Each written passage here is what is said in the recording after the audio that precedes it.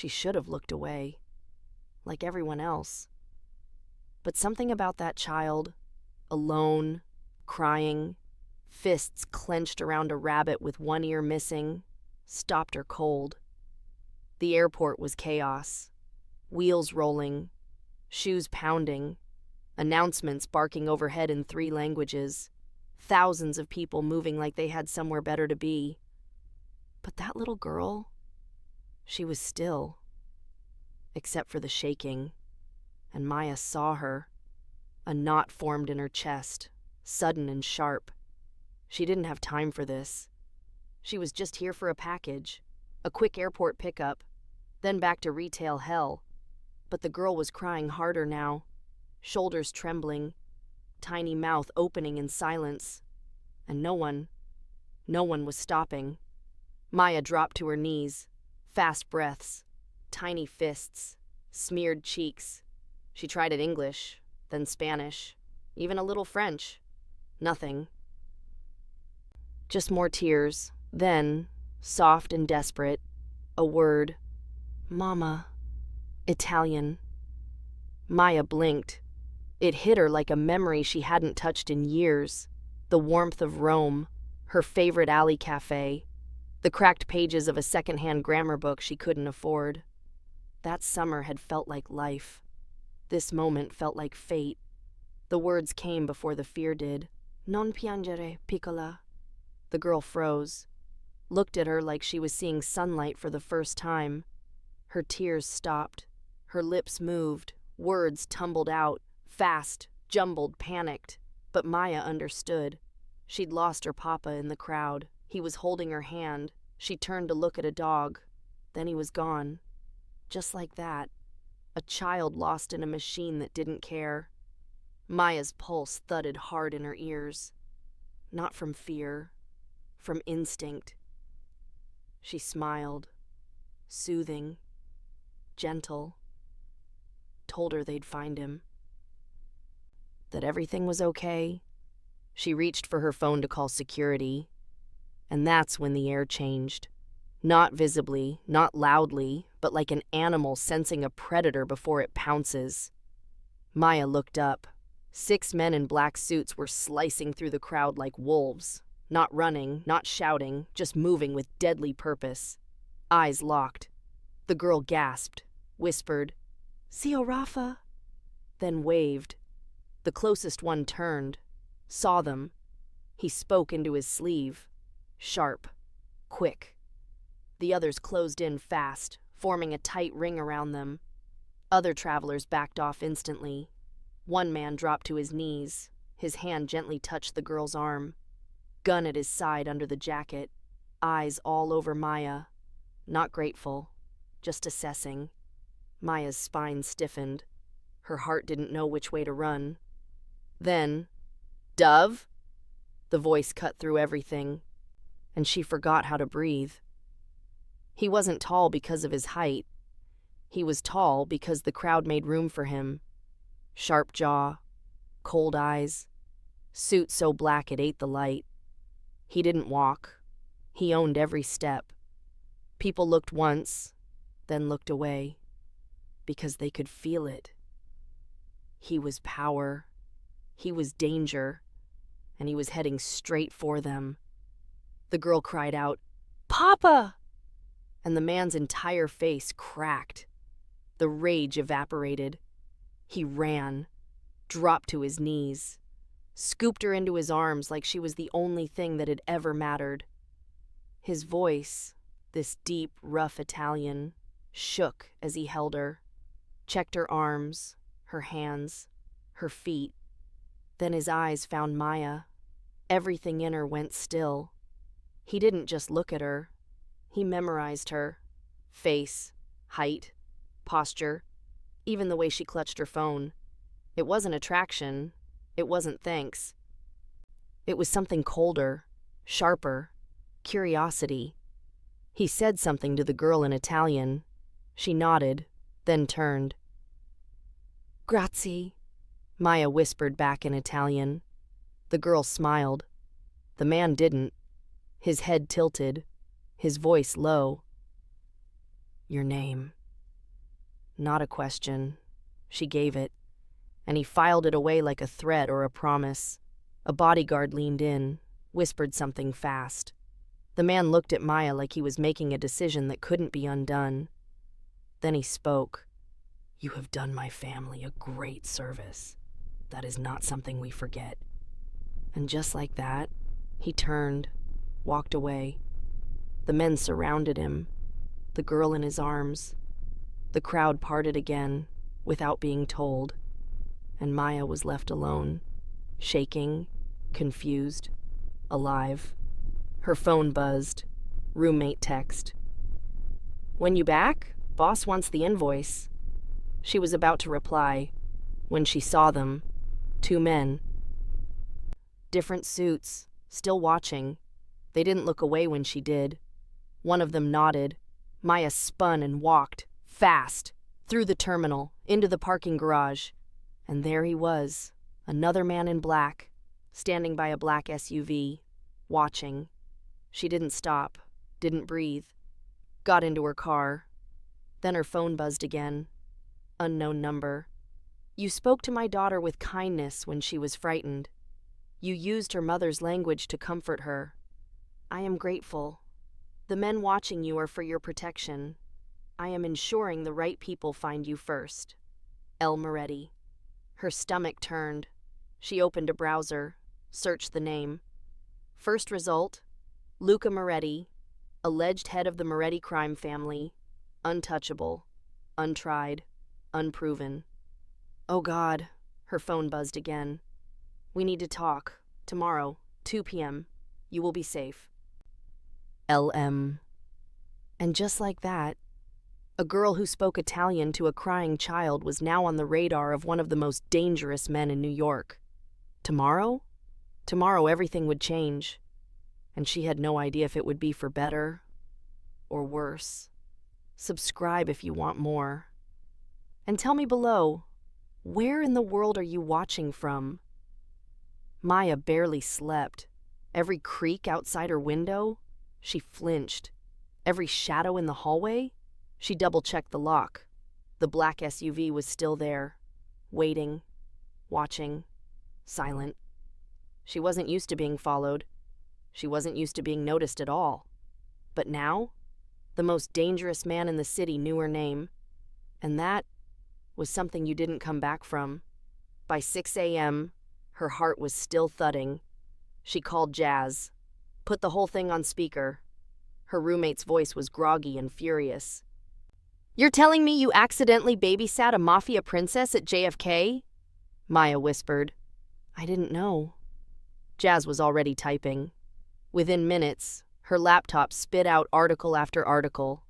Luca Moretti, old money, Naples roots, real estate, restaurants, construction. And then, the whispers. Protection rackets. Union control. Underground networks. No convictions. No charges that stuck. No names that talked. But that wasn't the part that scared Maya. It was the pictures. The man who'd knelt in the terminal, eyes filled with fury and grief, was the same man on those glossy, distant headlines. Only colder, only worse. But the part that messed her up the most? The charity. Millions to hospitals, children's wings, food programs, legal aid for immigrants. He gave like a saint and killed like a shadow. Jazz stared at the screen. "He's not a villain. He's a freaking paradox." Maya laughed, but it cracked on the way out. She hadn't even wanted to help. She just couldn't ignore the crying. Now, she was being summoned. She called in sick, picked out an outfit that said professional, but also, "Don't kill me." Black slacks, soft blouse, low heels she could run in. Jazz made her turn on location sharing. "Text me every 30 minutes, she said. "And if you disappear, I'll raise hell." Maya smiled, half a joke, half a prayer. At 1:30, her phone buzzed. "Car is downstairs." Not a car. The car, black, quiet, bulletproof looking. The man in the suit opened her door without a word. He had kind eyes, but Maya didn't trust those anymore. Inside smelled like money, leather, mahogany, that faint expensive cologne she remembered from the terminal. She sat stiffly, like the seat might swallow her whole. The driver didn't speak, didn't glance back, just drove. Manhattan blurred outside. She passed buildings she could never afford to enter. She thought about jumping out, about telling him no, about forgetting the whole thing. But then she saw the girl's face again. The way she'd said mama, like it was a wish. The way she'd clung to Maya like she mattered. And Maya knew. She was already in too deep. They pulled into an underground garage. Private elevator. No numbers, just a single keycard swipe. The doors opened to a penthouse with floor-to-ceiling windows. And there he was, waiting, not behind a desk, just standing by the window, one hand in his pocket. No security, no guards, just him, Luca Moretti, and the silence between them, it said more than words ever could. She stayed near the elevator, didn't move. He turned, slowly, took her in. Today, he looked human. Navy shirt, rolled sleeves, no tie. He could have been any man on the street, except for the eyes. Those would never be normal. "Thank you for coming," he said. She didn't thank him back, didn't smile, just stared. He motioned to a seating area near a small espresso bar. Everything expensive, everything quiet. She sat, hands folded, mind racing. "Why am I here?" she asked. His gaze softened, just slightly. "Because my daughter spoke to you." Maya blinked. He continued. "She hasn't spoken to anyone outside this family since my wife died 2 years ago. Francesca." He said her name like a ghost. "She died giving birth to our son. He didn't survive. Bianca was too. She watched it all." The silence in the room thickened. "Since then," he said quietly, "she hasn't said more than a nod or a shake to strangers, until you." Maya looked down. Her throat burned. "I want to hire you," he said. That caught her. "Not as a nanny, not security. I want you to be present with Bianca. Talk to her. Help her learn again. Help her laugh again." Maya stared at him. "That's not a job." "It is now." He handed her a folder. She opened it. 18,000 a month. Health insurance. Taxes filed. NDA required. Her jaw clenched.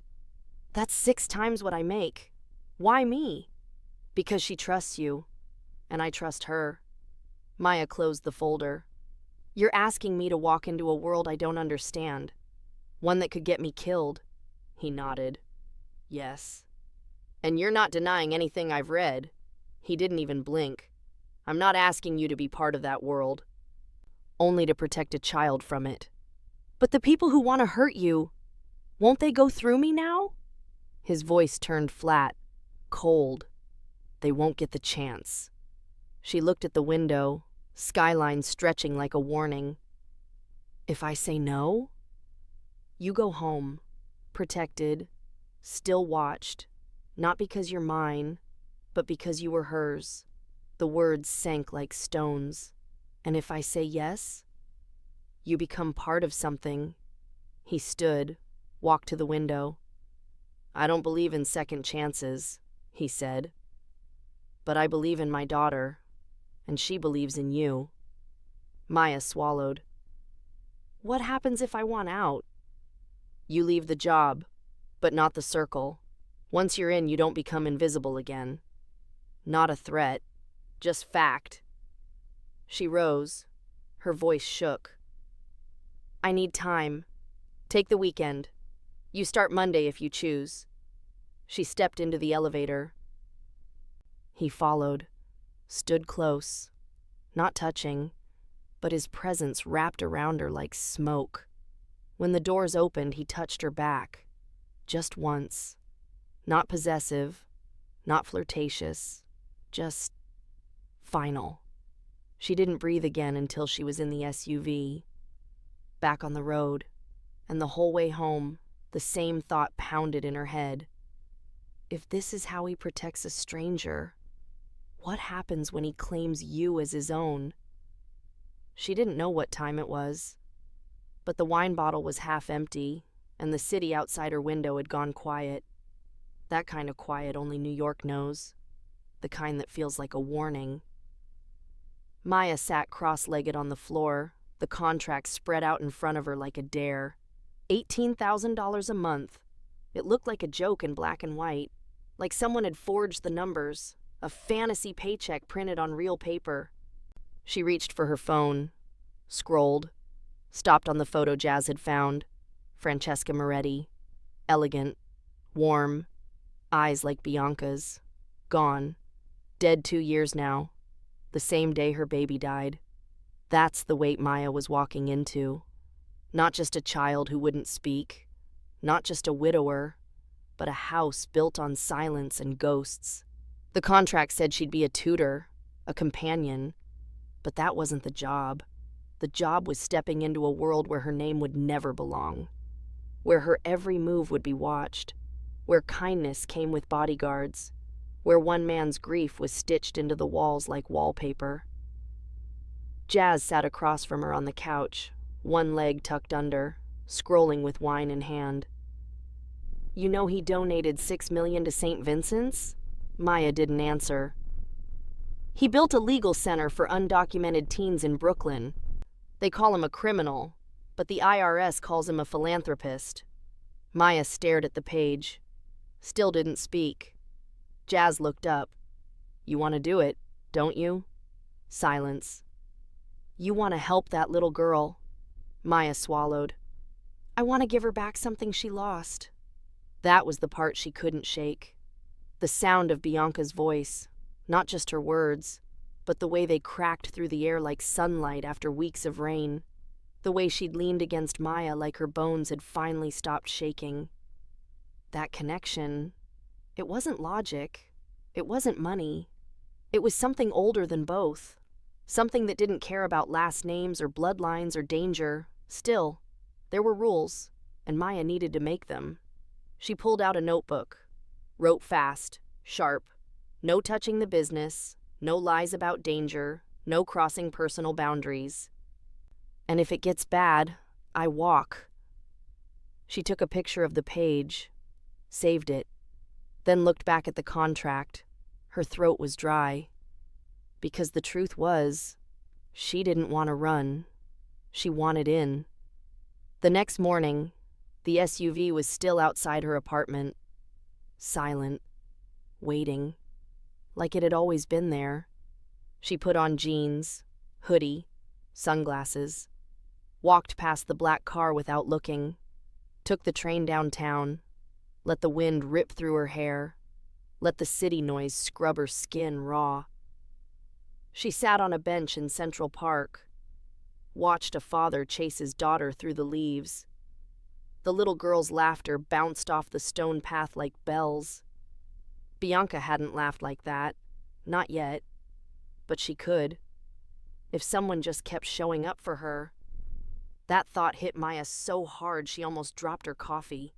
It wasn't about the mob. It wasn't about the money. It was about presence, consistency, safety. If she could be that for Bianca, even for a few months, wasn't that worth it? Even if it meant standing in the lion's den? She waited until after sunset to make the call. The number still sat in her texts. No contact name, no emoji, just one letter, L. He picked up on the second ring. He didn't say hello, just breathed once. Then, Maya. It sent something low and hot down her spine. She steadied herself. I'll take the job. A pause. Then, what are your terms? She read them, one by one. No wavering, no nerves. After each, he answered, agreed. Of course. Yes. And then when she said she wanted to be able to walk away, silence, followed by, "You can leave the job, but not the protection." She frowned. Meaning?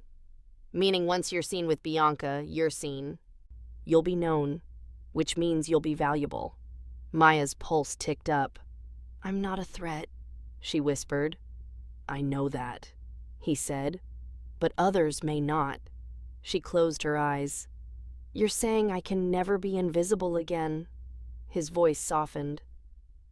"I'm saying once you enter this family, you'll always be part of it, even if you walk away." The line went quiet, just breathing, and something else. Something like waiting. Maya said, "I'm not afraid for myself." Another breath, slower this time. "I know. I'm afraid I'll care too much." There it was, the truth, and this time when he spoke, his voice wasn't cold at all. "That's exactly why I chose you." He didn't ask for a start date. She gave it anyway. 2 weeks. Time to wrap up her life. He accepted it without a fight. Before they hung up, he said one more thing, soft but final. "You didn't just make her speak. You made her look forward. That's a gift I thought I'd never see again." Maya stood at her window long after the call ended. The city blinked back at her. And below? The SUV was still there. It hadn't moved. It wouldn't, not anymore, because this wasn't about yes or no. This was about how long she could keep pretending she hadn't already said yes the moment that child looked into her eyes and called her safe. And when it came time to walk through that front door, she wouldn't be stepping into danger. She'd be stepping into something even harder to survive. Belonging. The SUV arrived at exactly 1:45. No knock, no text, no rush. Just the quiet presence of power waiting at the curb.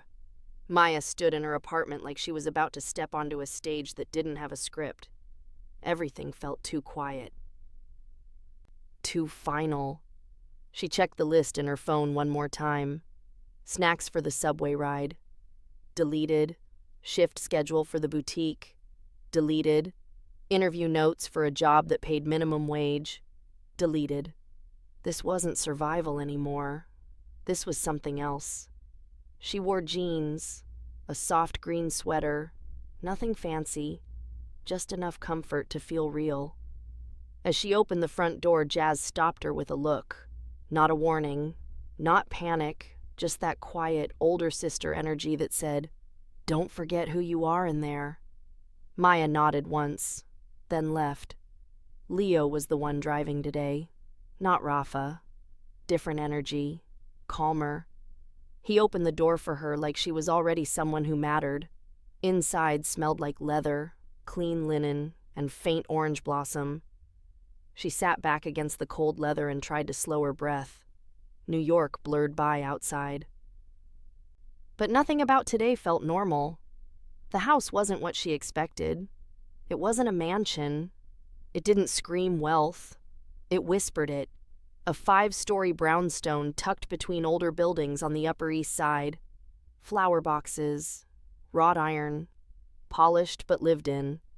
Money here was the quiet kind, the kind that didn't need to prove itself. The front door opened before she reached it.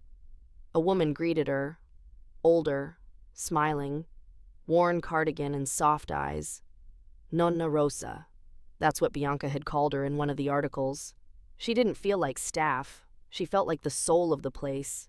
Inside smelled like wood polish, fresh bread, and something warm Maya couldn't name. Family. The living room was full of soft textures. Blankets. Toys. Books. Not a trophy case of power. A home. Maya's throat tightened before she could stop it. She didn't expect warmth here. She didn't expect softness. But it was everywhere. Nonna Rosa led her through to the sunroom. Bright light, floor-to-ceiling glass, garden view. And there she was, Bianca. Tiny overalls, pink shirt, sitting cross-legged with her stuffed rabbit in her lap. The same one from the airport, still missing one ear. Bianca looked up and froze. For a second, Maya thought it was all gone. The connection, the comfort, the safety. But then the little girl's eyes softened, and she whispered, "Ti ricordi di me? Do you remember me?" Bianca nodded, then stood, and walked to Maya. Not ran, not smiled, but offered her hand like a truce. Maya took it gently, and something clicked into place. They sat on the floor together, blocks between them, a quiet rhythm. Bianca didn't talk at first. She just built, carefully, focused. Maya didn't rush it, didn't fill the silence. She just breathed with her, matched her rhythm, like music neither of them had to hear to follow. Then came the whisper, "Una casa," a house. Maya smiled. "It's beautiful." Bianca handed her a block, and just like that, they were building something together. Minutes passed. Then, "Il mio coniglio si chiama Stella." My rabbit's name is Stella. And Maya smiled, because it was happening again. The opening, the reaching, the trust. "La mamma me l'ha detto," Mama told me. Maya felt her chest tighten, but she kept her voice soft. She was very smart. Bianca nodded. Then, "È in cielo, con il bambino." She's in heaven, with the baby. Maya didn't speak, just placed another block, and let the weight of that moment settle. From the hallway, someone watched. She didn't see him at first, but she felt it. Luca. His energy wasn't loud. It didn't press. It just filled the space like gravity. She looked up, and there he was. Rolled sleeves, loosened collar, tie gone. Just a man this time. Not the boss. He stepped into the room quietly. Bianca lit up. "Papa!" She ran to him, wrapped her arms around his leg, and he bent down, face soft in a way Maya hadn't seen before. They spoke in fast Italian, Bianca telling him about the house, Stella, the blocks. He didn't take his eyes off her, except once, to glance at Maya. Just one look, but it held everything: gratitude, awe, and something darker, like he didn't know what to do with what he was feeling. Bianca ran back to her toys, and Maya stood to leave, unsure if her part was done. But then Nonna Rosa reappeared, soft smile, wiping hands on an apron. "Dinner's ready?" She looked at Luca, then Maya. "Bianca wants her guest to stay." The kitchen was warm, real, lived in. Not marble counters and private chefs, just wood tables, steaming bowls, fresh bread. Bianca talked through the entire meal. To Maya. Only Maya. And every time she laughed, something in Luca cracked wider open. After dinner, Bianca handed Maya a drawing. Her, Bianca, Stella. Stick figures. But the love was clear. Maya folded it like it was a treasure. Because it was. When it was time to go, Bianca panicked. "Non andare." "Don't go."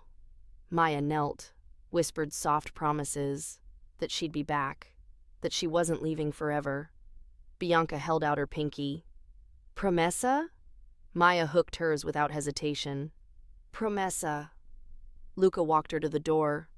Didn't speak at first. Then quiet. "You brought life into this house." In one afternoon. Maya looked at him. Really looked. He wasn't just powerful. He was breaking. Softly. Silently. Beautifully. She nodded. "Then I'll come back." His eyes didn't leave hers. "You already have." The SUV door closed behind her, and for the first time in days, her heart didn't race. It beat, steady, warm, sure. But later, lying in bed, one thought played on a loop. Not about the danger, not about the money, but about the way that little girl said her name like it was hers. and the way her father watched like he was seeing something he didn't know he'd lost. Let me know when you're ready to fall in love all over again. Because things that start with language, they never stay just words. She was never told what time to arrive, but the car was always there at 1:45, waiting like clockwork, like it had always been waiting. Like her showing up was inevitable, and somehow it started to feel that way. Every day she crossed the threshold of that townhouse, and every day the world outside faded like background noise. Inside, things moved slowly, with purpose. Like the house had its own heartbeat.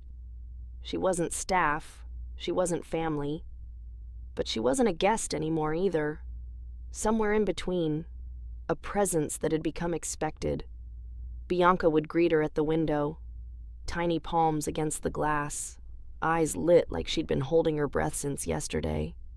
No words at first, just that look, that deep, quiet knowing. Maya never knocked. She didn't need to. The door opened before her hand could reach it. Always. The routine settled like ritual.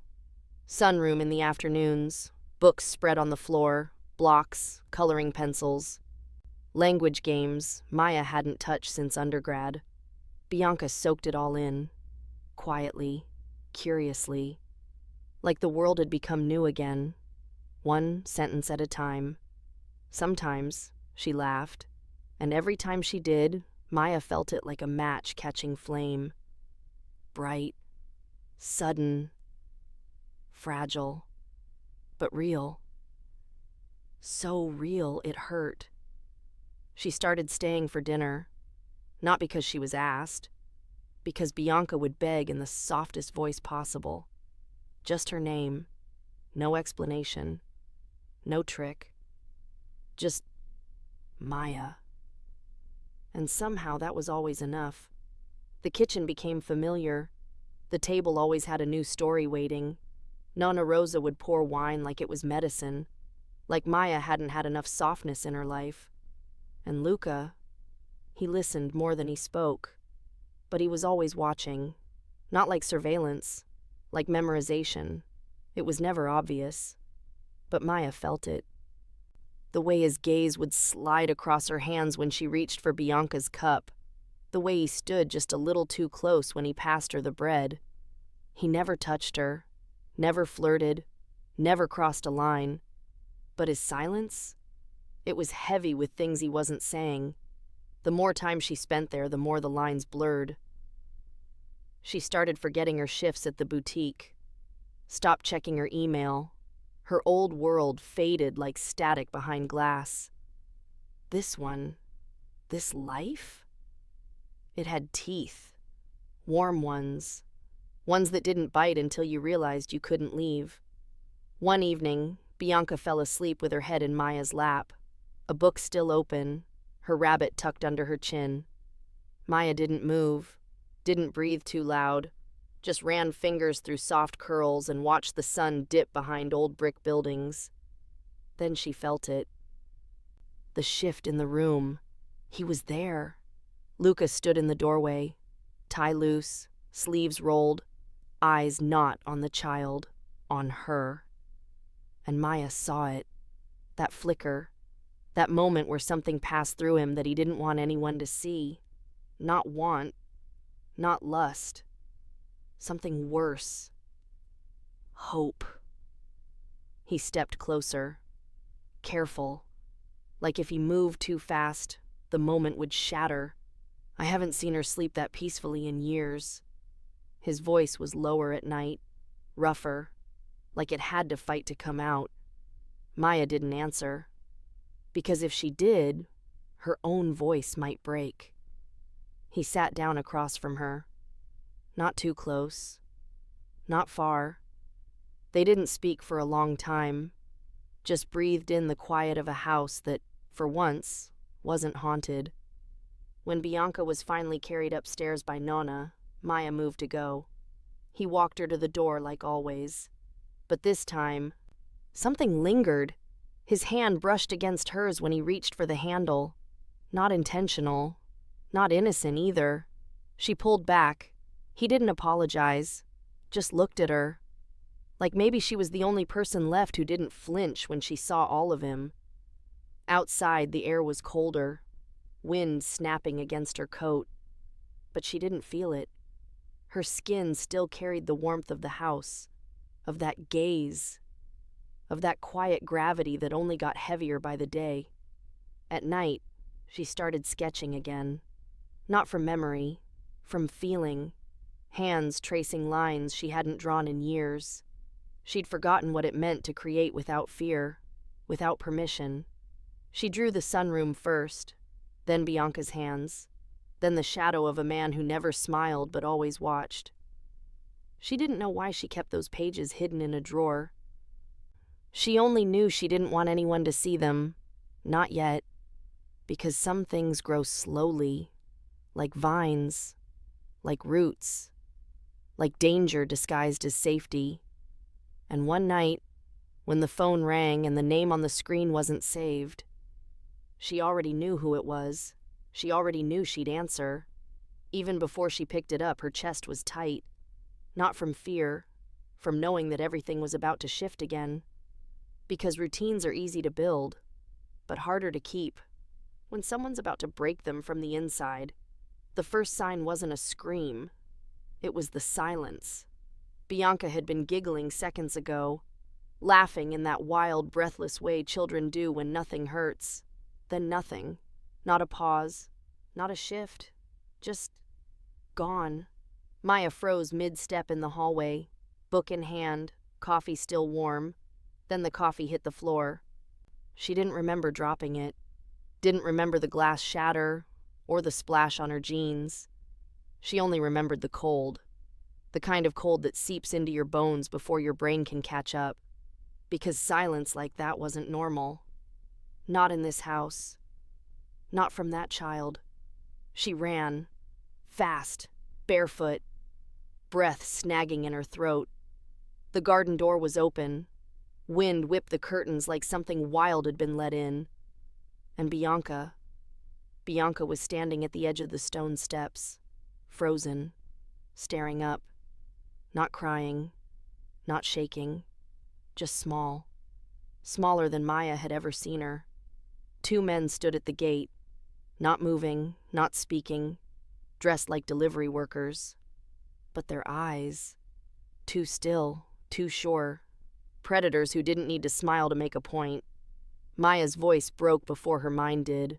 Bianca. One word, sharp, commanding. The girl didn't blink. One of the men tilted his head. No weapons, no threats, just presence. That was enough. Maya didn't think. She moved, stepped in front of Bianca, hands out, body tight. No idea what she'd do if they crossed that line. No one had trained her for this. No one had warned her that fear didn't come in gunfire or shouting. It came in stillness. A voice behind her broke the moment like glass. Low, lethal, Italian. Not loud, not fast, but final. Luca. He was there before she turned, moving like storm surge, quiet, violent, unstoppable. The men didn't run. They didn't get the chance. The next sound was bone. One punch, one scream, one body hitting brick. Maya grabbed Bianca, pulled her back, didn't look away. She couldn't. Luca didn't speak, just took them apart, methodical, merciless. Like a man whose rage had been starving for release. By the time security arrived, it was over. Blood on stone, silence in the garden, and Luca standing with his hands still shaking. Maya didn't ask what happened to them after. She didn't need to. She just held Bianca, tighter than she ever had. Later, in the den, Maya sat by the fireplace, hands still trembling, socks soaked from the garden, blanket wrapped around both of them. Bianca had her thumb in her mouth, cheek resting on Maya's chest.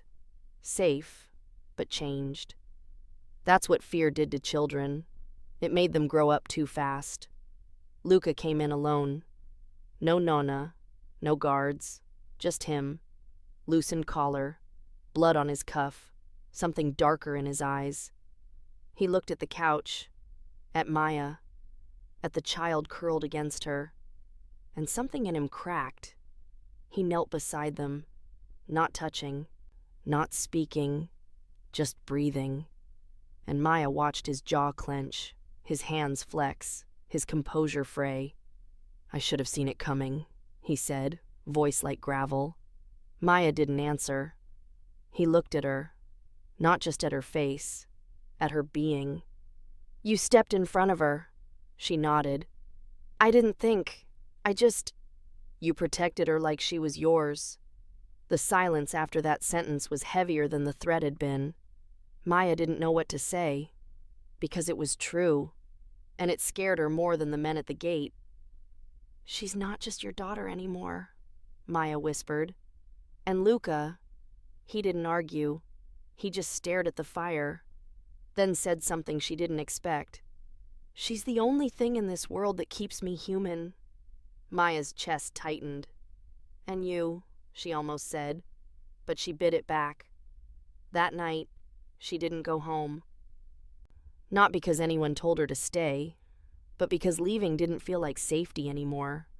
It felt like abandoning something that had already burrowed too deep. She slept in the guest room down the hall, Bianca in the bed beside her. The hallway light stayed on, a guard stationed outside the door, and Maya's hand never left the girl's back, not once.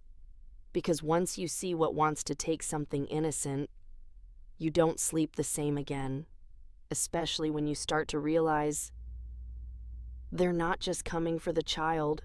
They're coming for whatever it is you're becoming inside this house. And the scariest part, you might let them. The hallway was dark, except for the sliver of light spilling from under his office door. Maya didn't mean to walk toward it. Her body moved before her brain caught up, bare feet on cold tile. Sweatshirt over her tank top, one sleeve pushed up, hair tied back. Nothing elegant, nothing intentional, just instinct. The house was quiet, too quiet. Bianca had finally fallen asleep after hours of tossing, her tiny fingers still clutching Maya's wrist like a lifeline. But Maya couldn't sleep, not after what she'd seen in the garden, not after the sound of bone cracking under Luca's fist had followed her into her dreams. She reached the door, paused. He hadn't asked her to come. But the light was on, and so was whatever storm hadn't left his eyes since earlier. She knocked once, didn't wait for an answer. The office smelled like smoke and citrus, whiskey bottle open, a glass untouched on the desk, papers everywhere, but nothing looked red. Luca stood by the window, back to her, sleeves rolled, collar open, hair a little undone. He didn't turn when she stepped in, didn't ask why she was there. Maybe he already knew. She crossed the room slowly, quietly, stopped a few feet behind him, watched the way his shoulders moved with each breath, like he was holding something back with every inhale. She didn't speak. Not yet. She waited. "I lost control today." His voice was low, tired, rougher than usual. She stayed silent. "You saw it." She nodded. "I did." Still, he didn't turn. "I'm not ashamed of defending her, but I didn't do it for justice. I did it for rage."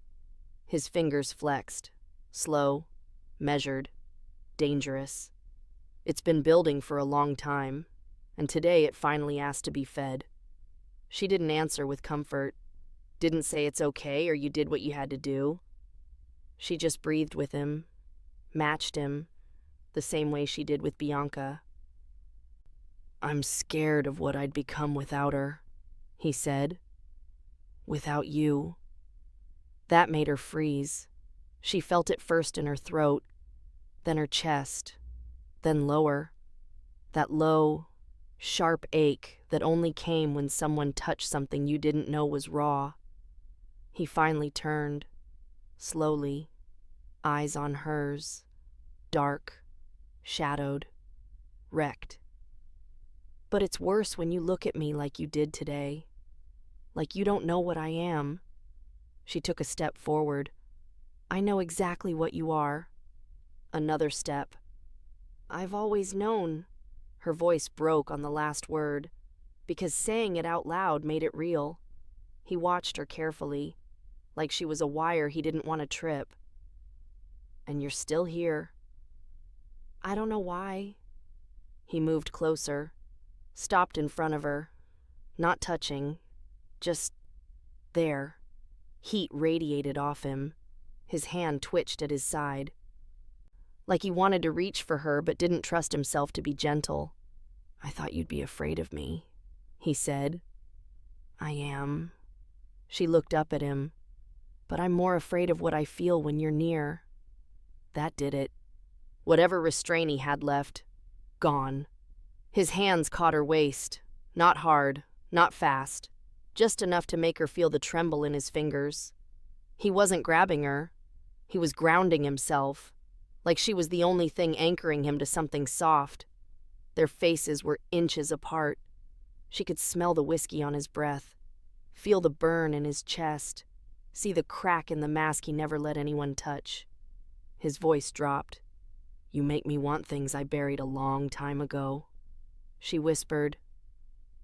Then stop burying them. And that's when he kissed her. Not with lust, with desperation, with silence. With years of grief and guilt and anger shoved into one impossible breath. Her hands found his jaw, felt the tension, the heat, the ache. He kissed her like a man starved. She kissed him like someone finally fed. But just as quickly, he pulled back, eyes blown wide, breath ragged, like he'd just remembered who he was, what he was. This can't happen. She nodded, but didn't move, because part of her knew. It already had. He backed away, slowly, like if he stayed close, he'd lose all control again. I need you to stay for her, not for me. Maya's heart cracked at that, because he was lying, not to her, to himself. She stepped toward the door, then stopped, looked back. He was staring at the floor, like the moment hadn't just broken something inside both of them, like it hadn't changed everything. She opened the door, let the silence flood back in, and left without another word. But in the hallway, she didn't head back to the guest room. She walked straight into Bianca's instead, laid beside her, held her, let the warmth of that tiny body keep her from unraveling. Because if she was going to lose control too, she wanted to make sure it was for something worth it. And somewhere deep in her chest, something whispered. She already had. She didn't see him the next day, or the next. The house was quiet, controlled, unshaken, no questions, no tension, like nothing had happened, like the kiss hadn't ripped something wide open. But she felt it, in the way Nonna Rosa didn't meet her eyes at breakfast, in the way Bianca clung tighter to her hand, like she could sense the shift in gravity, in the way her own reflection looked at her like a stranger. Maya tried to act normal, stacked flashcards, picked up toys, read stories aloud in the sunroom like nothing had changed. But it had, because her skin still remembered the weight of his hands, and her lips still burned with the taste of something forbidden. She wanted to blame him. The danger, the silence, the hunger he didn't hide well enough. But the truth? She'd kissed him back. Harder, hungrier, like part of her had been waiting since the day she saw him in that airport, wrapped in fury and fatherhood. That night, she stayed in the art studio after Bianca went to sleep, painted for the first time since college, not because she had something to say, because she needed somewhere to put it. The ache, the want, the fear. She painted shadows, hands that didn't touch, eyes that didn't close, and one mouth, his. She didn't hear him come in, didn't know how long he'd been standing there, only knew the moment his energy wrapped around her from across the room. He didn't speak. She didn't turn. She kept painting, until his voice broke the silence. I never should have touched you. She set the brush down slowly, wiped her hands, turned around. Heard that one before? His jaw tightened, like the guilt was a chain around his throat. I meant it. So did I. That stopped him. She stepped forward, just once. Not closer, not safer, just clearer. I'm not naive. I never said you were.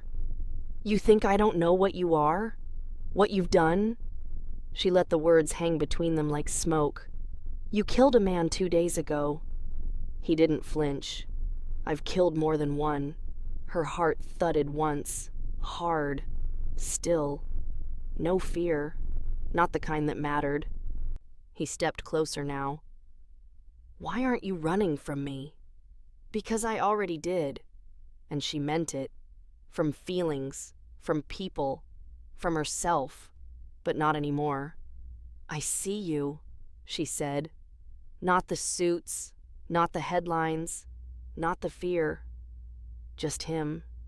Just the man who held a child like she was the only thing keeping him human. His voice dropped, barely a whisper. You don't know what that costs. Yes, I do. She looked him dead in the eye. Because I've already paid it. There it was. The crack. The fracture in the armor. His hands opened at his sides like he didn't know what to do with them. Like part of him wanted to touch her again. And part of him knew if he did, he wouldn't stop. I want you, he said. Not a confession. A surrender. Raw. Unpolished. Dangerous. Maya's breath caught. But she didn't move. Didn't blink. Didn't back away. I want you too. He took one step. Another.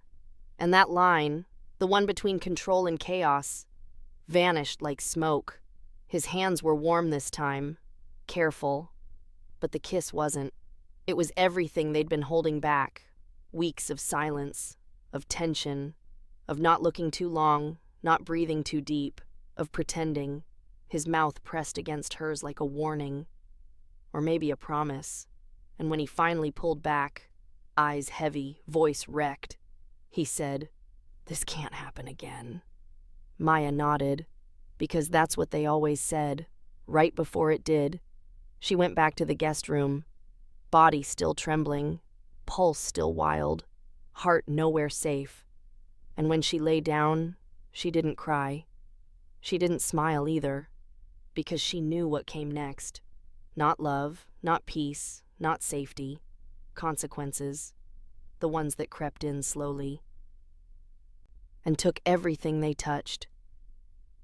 Bianca hadn't spoken all morning. Not a word. Not even to Maya. That was the first sign something was wrong. The second? Luca's voice, low behind closed doors. Firm, cold, almost pleading. He never pleaded. But Maya heard it anyway. Through walls, through silence. Like heat leaking under a locked door. When Nona Rosa called her to the library, she knew. Something was coming. And it wasn't just another meeting. The library looked different today. Not cozy, not warm, formal. Tidy in a way that meant eyes were coming. Important ones. There were chairs set up in a perfect semicircle. Tea poured into porcelain cups no one would drink from. Guards at the doors, silent and still. Bianca sat on the edge of a velvet bench, hair combed, dress ironed, back stiff like she'd been coached. Maya's chest tightened the moment she saw her. Because Bianca wasn't just quiet. She was frozen. Luca stood behind her, arms crossed, eyes unreadable. He didn't look at Maya, didn't need to. The tension in the room was thick enough to taste. Then the door opened, and the first guest arrived, then the second, then more. Men in tailored suits, women with clipped accents and sharp smiles, not just family, allies, enemies. and one woman Maya instantly recognized from her research. Carla Vescari, daughter of a rival boss, powerful, connected, beautiful in a way that left bruises. She sat like she owned the room, eyes flicking to Bianca, then Maya, then Luca, lingering a little too long. Bianca shrank against the bench. Maya stepped closer. Instinct, but Luca's eyes cut to hers, quick. Not a warning, a request. Let her try. A man cleared his throat. Papers shuffled. Carla leaned forward. All we ask is proof that the girl's capable, that she's not broken. Maya didn't realize she was holding her breath until Bianca looked at her. Wide eyes, shaking hands. Then Maya knelt. No words, no pressure, just presence. Steady. Still. There. Bianca's lips trembled. Maya reached into her sweater pocket, pulled out a folded scrap of paper. One of Bianca's drawings. A house. A sun. A small girl with a rabbit. She placed it gently in Bianca's lap. Bianca stared at it, then up at Maya, then at the room. Her voice, when it came, was barely a whisper. Questo è per me? Is this for me? Maya nodded once, tried not to cry, tried to keep her face calm while the world shifted beneath her. Carla blinked, leaned back. Bianca stood slowly, held the drawing up. This is my home. The accent was perfect. The words, clear. Maya heard someone suck in a breath. Someone else whispered, She's speaking. Then Luca, still silent, but his hand tightened into a fist at his side. Just once, before releasing. Bianca looked at Maya again, then at the strangers, then straight at Carla. My name is Bianca Moretti, she said, and I am not broken. The silence that followed was the kind Maya would remember forever. Not applause, not praise, just power shifting, right in front of them. The meeting ended in murmurs and clipped farewells. Carla smiled like a snake and left last, eyes brushing over Maya again before she disappeared. When the doors closed and the silence settled, Bianca ran. Not away, straight into Maya's arms, clung tight, buried her face in her shoulder, and Maya held her like a shield. Luca didn't speak for a long time. Then quietly, she wouldn't do it for me. Maya didn't let go of the child. She didn't do it for me either. Then who? The answer was heavy in the air. She did it for herself. Because some girls don't need saving. They just need someone to stand there long enough for them to speak. Later, Maya walked the hallway alone. The house still buzzed, but her chest felt quiet, calm, until she turned the corner and saw Carla, still inside, still watching, leaning against a pillar like she belonged there. You're very protective of her, she said. Maya didn't reply. She speaks like a daughter. Still nothing. Then Carla's smile sharpened. And you look like a threat. She didn't tell Luca about the hallway, about Carla waiting like a shadow behind the pillar, like something expensive and venomous. Didn't tell him about the words either. You look like a threat. Because deep down, Maya already knew she was. Not to him, to herself. That night, the air in the townhouse felt thicker. Every sound carried farther. Every light flickered too long. She helped Nonna Rosa clean up after dinner, hands moving, mind far. Her eyes kept drifting toward the hallway, but he never came down. Bianca fell asleep in her lap again. No books, no bedtime games, just silence and a stuffed rabbit pressed between them like protection. Maya watched her chest rise and fall. So steady, so small, and still, the only safe thing in this house. When she finally laid Bianca down, she lingered at the door, waited for Luca's shadow to appear at the end of the hall. But it didn't. Not that night. she walked the stairs alone. The same ones she'd climbed a dozen times before, but they felt different now. Every step echoed, every breath louder than it should have been. She didn't know if she was looking for him or hiding from him, maybe both. His office was dark, door shut, no light under the crack this time, like he'd vanished into the part of himself no one got to see. Back in her room, she sat on the edge of the bed and didn't move for a long time. Didn't change clothes, didn't wash her face, didn't scroll her phone, just sat there, staring at nothing, listening to a house that had stopped breathing. She should have felt safer by now. She should have known the rules. But this world didn't run on rules. It ran on power, on silence, on things said in stairwells and glances and hands that touched only once before pulling away. She laid down fully clothed, closed her eyes, tried to pretend her heart wasn't still reaching for a man who hadn't looked her way since that night in the studio. Tried to pretend that kiss hadn't rearranged the shape of everything inside her. Sleep came fast, then the dream, a hallway, soft light, Bianca running ahead, laughing, then gone, and in her place, the woman in white, black gloves, red mouth, Carla, holding a pair of child's shoes, smiling.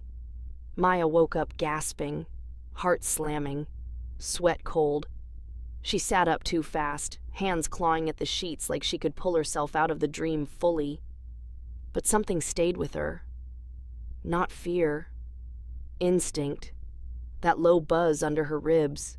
The one that whispered, "Something's off." She moved without thinking. No shoes, no coat, just the hallway and that whisper pulling her forward. The door to the second study was open.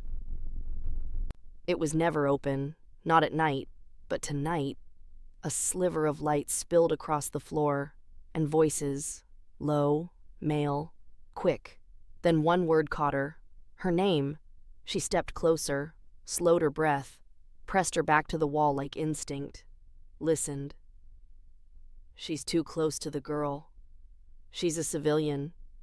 That's exactly why it's working. Then Luca, voice tight, controlled, angry in the way ice is angry. She stays, even if it makes her a target. Long silence. Then, she already is. That was enough. She moved away fast, quiet. Didn't stop until she hit the kitchen. Hands shaking, mouth dry, heart loud. She wasn't just a bystander anymore. She wasn't the girl who helped at the airport. She wasn't even the woman he kissed and walked away from. She was a variable, a piece, a risk. And the worst part? She wasn't sure she wanted out. Because something about this world, this man, this fire they never talked about, it had already claimed her. There's a kind of silence that doesn't feel empty. It feels full, brimming. A silence so thick it wraps around your ribs and doesn't let go. That's what it felt like in the Moretti townhouse that night. Bianca stood alone in Julia's sunlit playroom. Except now it was dim. Evening had spilled through the glass. The watercolor messes Julia had made earlier still littered the table. A rabbit-shaped crayon rolled slowly, like it too didn't want to say goodbye. She hadn't told Julia yet, not about the offer, not about the decision that would tear her in two. Luca had asked her to leave with them, to disappear. There were whispers of war, another family testing the Moretti line, and Bianca had been seen, known. Tied to them now. If she stayed in New York, she'd always be hunted from the shadows.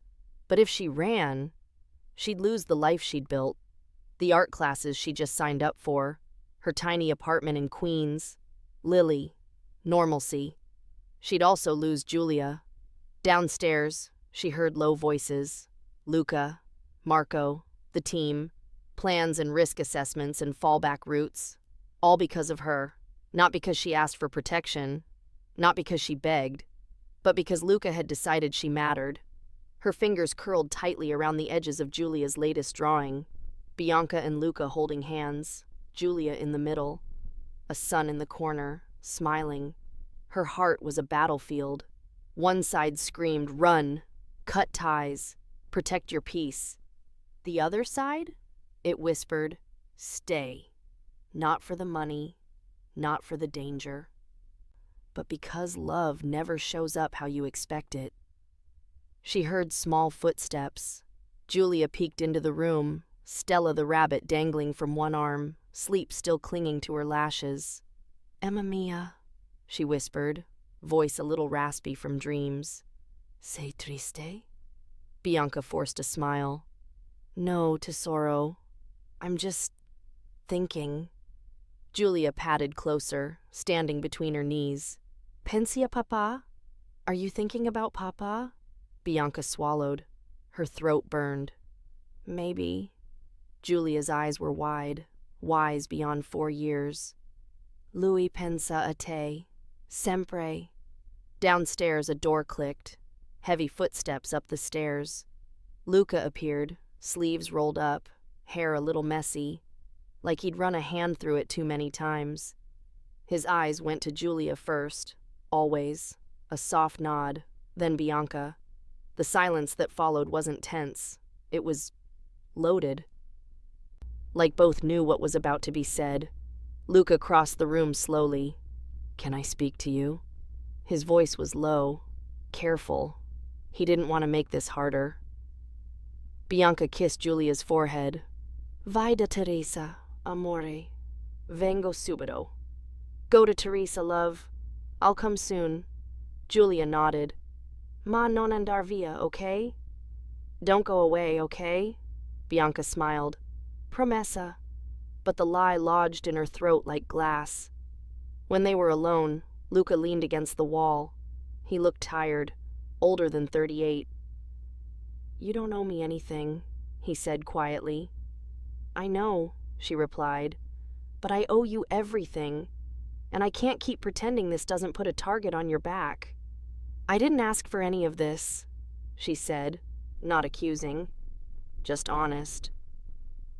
"I didn't mean to find her at that airport. I didn't mean to stay, but I did, and now I don't know how to walk away." Luca took a step closer. "Then don't." She shook her head. "You're asking me to vanish, Luca. To disappear into your world. To live under your rules, protected by your men, always watched, always owned, and—" "You're not owned," he cut in sharply. "Never." She looked at him. "You're loved," he finished. There it was. The one thing neither of them had said. Love. It didn't feel like the right word. Not in the fairy tale way. It felt like fire. Like loyalty. Like choosing someone over safety. Bianca blinked hard. "What does that even mean, Luca?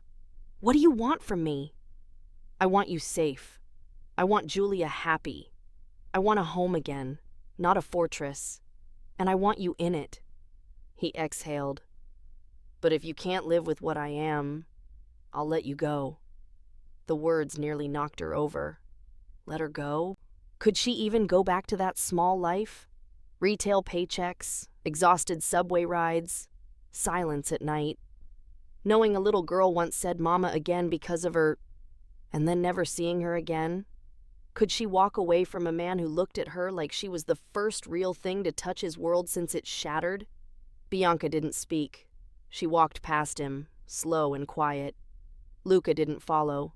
He stood there, waiting for the door to close behind her. It didn't. Instead, she returned, holding something, a painting, one of her new ones, abstract, swirls of deep blue and burning gold, the colors of the sea and fire. She handed it to him. "I made this last night," she said. "It was supposed to be for my gallery application." She looked up. "But I want it here, in this house. If I'm going to be here, I want to make things that don't just survive. I want to make things that feel." Luca stared at it, then at her. "Are you saying—" Bianca stepped closer, tears in her eyes. "I'm saying yes. I'll come with you." Then she added, quietly, quietly, but on my own terms. He didn't kiss her, not then.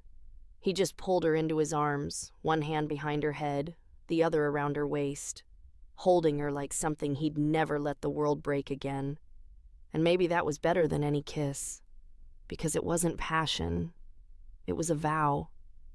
The war would come, it always did, but so would the mornings, the breakfasts with Julia's laughter, the quiet afternoons with paint on Bianca's hands and espresso in her cup, the stolen moments in the hallway when Luca would pause just to look at her, like he still couldn't believe she'd stayed. Love doesn't always feel safe, but sometimes it feels worth it.